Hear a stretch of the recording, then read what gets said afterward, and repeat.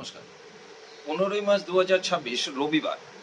চন্দ্র মকরে, নক্ষত্র শোভনা অহোরাত্র, রাহুকাল বিকেল 4:30 থেকে 6:30 পর্যন্ত।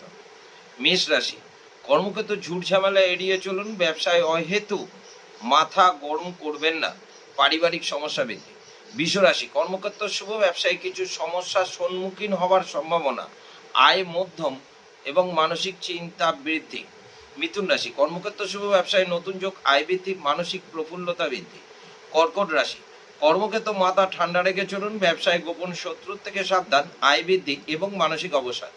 সিংহ রাশি, কর্মক্ষেত্র শুভ, ব্যবসায় ঝুট ঝামেলা এড়িয়ে চলুন। পারিবারিক সমস্যা এড়িয়ে চলুন, আয় মধ্যম, মানসিক দুশ্চিন্তা বৃদ্ধি।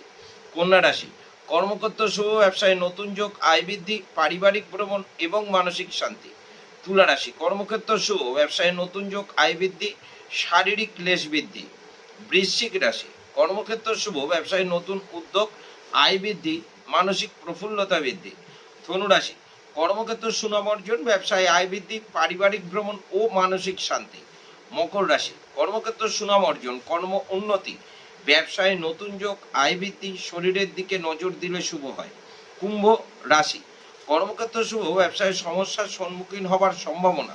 পারিবারিক ঝুট ঝামেলা এড়িয়ে চলুন এবং মানসিক চিন্তা বৃদ্ধি।